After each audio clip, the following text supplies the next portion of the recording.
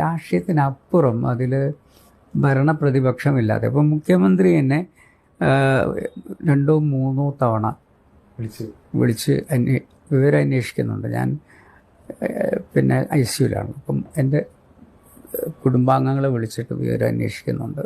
അവിടെ രാഷ്ട്രീയത്തിനപ്പുറം നമ്മൾ ഈ രാഷ്ട്രീയമൊക്കെ പറയുന്നുണ്ടെങ്കിലും അവർ അതിനപ്പുറം ഒരു മനുഷ്യനായി എന്നെ പരിഗണിച്ചു എന്ന് പറയുന്നതാണ് എനിക്ക് ഇതിൽ നിന്നും തിരിച്ചറിയാൻ പറ്റിയ ഏക പാഠം. അതൊരു വലിയ പാഠമാണ്. പിന്നെ തീർച്ചയായിട്ടും. കാരണം നമ്മൾ അതിനുശേഷം ഞാൻ ആലോചിച്ചു, പിന്നെ നമ്മൾ രാഷ്ട്രീയം പറയാം, പക്ഷേ വ്യക്തിപരമായ രാഷ്ട്രീയത്തിലേക്കൊക്കെ അങ്ങനെ പോകേണ്ടതുണ്ടോ എന്നൊക്കെ ഉള്ളൊരു മനോഗതിയിലേക്ക് ഞാൻ വരികയാണ്. വ്യക്തിപരമായി നമ്മൾ ആളുകളെ അവർ തെറ്റായി ചെയ്യുന്ന രാഷ്ട്രീയത്തെ നമുക്ക് എതിർക്കാം, പക്ഷേ ആ വ്യക്തിയെ തേജോവധം ചെയ്യുന്ന രീതിയിലേക്ക് നമ്മൾ ഒരിക്കലും പോകാൻ പാടില്ല എന്ന് പറയുന്നൊരു രാഷ്ട്രീയ സത്യം